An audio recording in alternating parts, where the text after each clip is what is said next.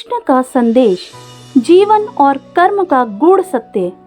जब अर्जुन निराश होकर भगवान श्री कृष्ण के चरणों में जा पहुंचे, तब श्री कृष्ण ने उसे प्रेम और करुणा के साथ देखा।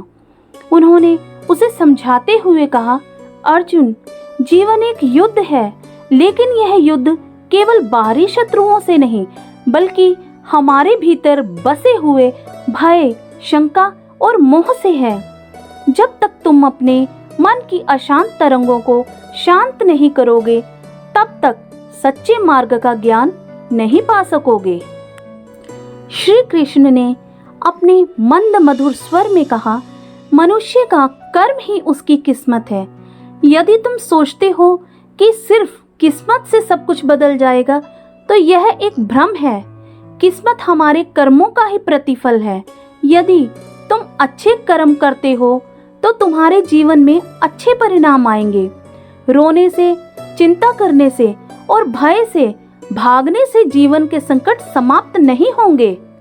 फिर श्री कृष्ण ने एक गुलाब का फूल उठाया और कहा, देखो अर्जुन, यह गुलाब कितनी सुंदरता से खिला हुआ है।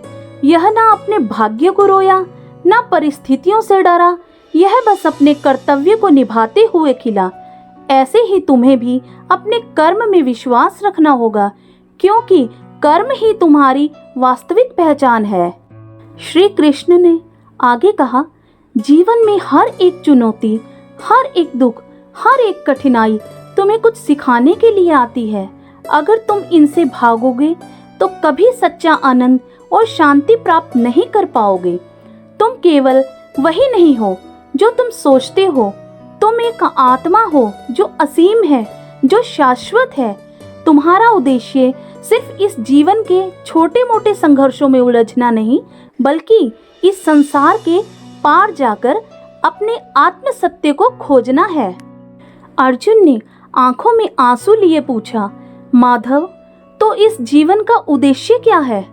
श्री कृष्ण ने मुस्कुराते हुए कहा, जीवन का उद्देश्य केवल प्रेम, सेवा और सत्य की खोज है।